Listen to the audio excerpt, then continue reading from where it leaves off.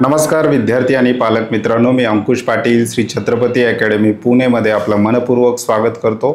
नीट 2025च्या परीक्षेसंदर्भात महाराष्ट्र शासनाने आपल्या ऑफिशियल GRच्या वेबसाईटवर एक अतिशय महत्त्वाचा GR पब्लिश केलेला आहे।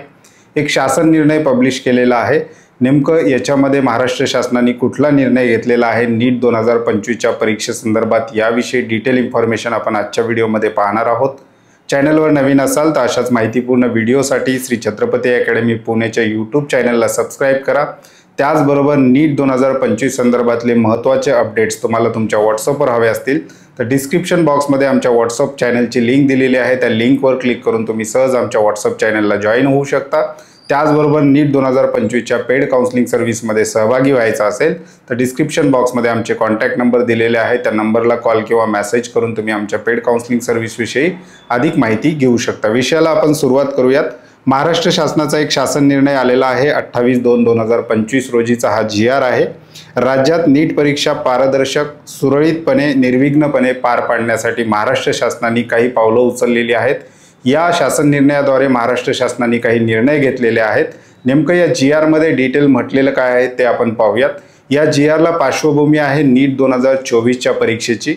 नीट 2024ची परीक्षा जी आहे अनेक कारणांनी वादाच्या भोवऱ्यामध्ये सापडलेली होती। अगदी सुप्रीम कोर्टापर्यंत प्रकरण गेलेलं होतं। त्याचबरोबर विद्यार्थ्याचा नीट 2024चा रिझल्ट 2 ते 3 वेळा पब्लिश करावा लागलेला होता।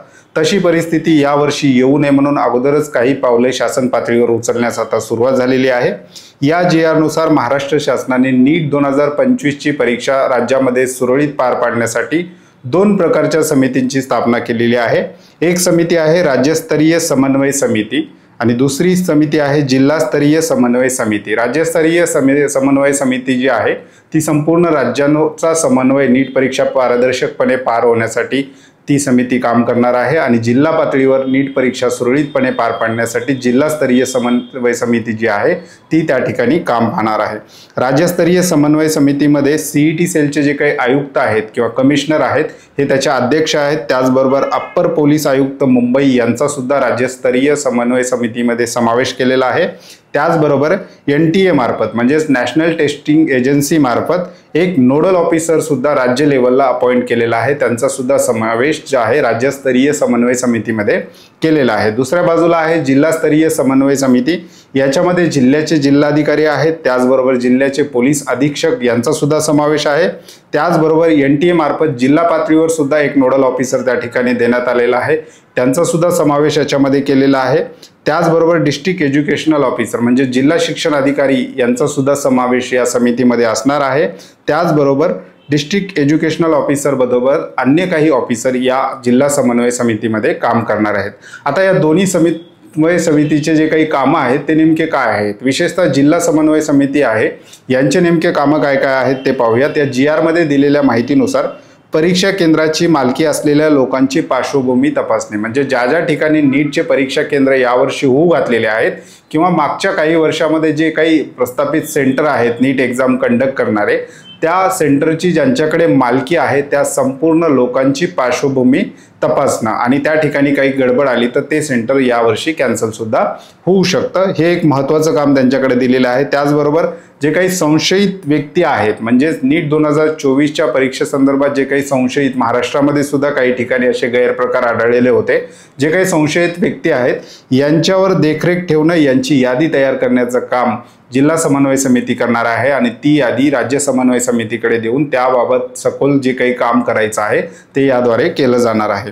त्याच्यानंतर सेंटरवर स्वच्छता आणि पायाभूत सुविधा पुरवणे हे एक नॉर्मल काम त्या ठिकाणी दिलेलं आहे। सेंटरची जी काही स्वच्छता आहे ती परीक्षेच्या दिवशी न करता परीक्षेच्या आदल्या दिवशी सेंटरवर संपूर्ण स्वच्छता आणि पायाभूत सुविधा त्या ठिकाणी उपलब्ध कशा होतील याकडे त्यांचं लक्ष असणार आहे, जेणेकरून परीक्षेच्या दिवशी इतर गोंधळ उडणार नाही आणि त्या ठिकाणी सेंटरवर काम करणारे जे व्यक्ती आहेत ते विद्यार्थ्यांसाठीच त्या ठिकाणी सेवेत लागू त्या ठिकाणी असणार आहेत। त्याच्यानंतर आहे प्रश्नपत्रिका आणि OMR यांची वाहतूक जिल्हा पोलीस निमलष्करी दल यांच्या मदतीने करणे म्हणजे विद्यार्थ्यांची जी काही प्रश्नपत्रिका आहे आणि विद्यार्थ्यांनी सोडवलेली जी काही OMR सीट आहे याची एका ठिकाणाहून दुसऱ्या ठिकाणी जी काही वाहतूक होणार आहे त्या वाहतुकीचं नियोजन सुद्धा यावर्षी केलं जाणार आहे आणि त्याच्यासाठी जिल्हा पोलीस, निमलष्करी दल याचा वापर यावर्षी होणार आहे। त्याचबरोबर CCTV आणि इतर काही मुद्दे या GR मध्ये समाविष्ट केलेले आहेत। हा संपूर्ण GR मी तुम्हाला डिस्क्रिप्शन बॉक्समध्ये देणार आहे। त्याचबरोबर व्हॉट्सअप ग्रुपला सुद्धा आम्ही अपलोड करणार आहोत। त्याच्यामुळे हा संपूर्ण GR परीक्षेच्या दृष्टिकोनातून अतिशय महत्त्वाचा ठरतोय। एका बाजूला राज्यात 12वीच्या परीक्षा, 10वीच्या परीक्षा, त्याही ठिकाणी काही गोंधळ झालेला आपल्याला अशा बातम्या आलेल्या होत्या। तर ती वेळ नीटच्या परीक्षेवर येऊ नये म्हणून राज्य शासनाकडून यावर्षी थोडीशी काळजी घेताना आपल्याला पाहायला मिळते आणि त्या संदर्भातला हा पहिला GR आपण म्हणू शकतो। हा शासन निर्णय आहे। पालक आणि विद्यार्थ्यांसाठी अतिशय महत्त्वाचा हा शासन निर्णय आहे। हा शासन निर्णय तुम्ही सुद्धा वाचून घ्यायचा आहे आणि त्याच्यामधली जी काही पॉईंट टू पॉईंट माहिती दिलेली आहे ती सुद्धा तुम्हाला समजण्यासाठी आपण हा व्हिडिओ बनवलेला होता। व्हिडिओ आवडला असेल तर व्हिडिओला लाईक करा। त्याचबरोबर श्री छत्रपती अकॅडमी पुणेच्या व्हॉट्सअप ग्रुपला जॉईन व्हायचं असेल, डिस्क्रिप्शन बॉक्समध्ये आमच्या व्हॉट्सअप ग्रुप चॅनलची लिंक दिलेली आहे। त्या लिंकवर क्लिक करून तुम्ही सहज आमच्या व्हॉट्सअप ग्रुपमध्ये जॉईन होऊ शकता। त्याचबरोबर ऑनलाईन आणि ऑफलाईन अशा 2 प्रकारच्या पेड काउन्सिलिंग आम्ही सेवा विद्यार्थ्यांना देतो। ऑनलाईन पेड काउन्सिलिंगसाठी डिस्क्रिप्शन बॉक्समध्ये आमच्या ॲपची लिंक दिलेली आहे। त्याचबरोबर ऑफलाईन पेड काउन्सिलिंगसाठी डिस्क्रिप्शन बॉक्समध्ये कॉन्टॅक्ट नंबर आणि आमचा ॲड्रेस दिलेला आहे। तुर्तास आजच्या व्हिडिओमध्ये आपण इथेच थांबतोय। पुन्हा भेटूयात आणखी एका नव्या आणि माहितीपूर्ण व्हिडिओमध्ये। धन्यवाद।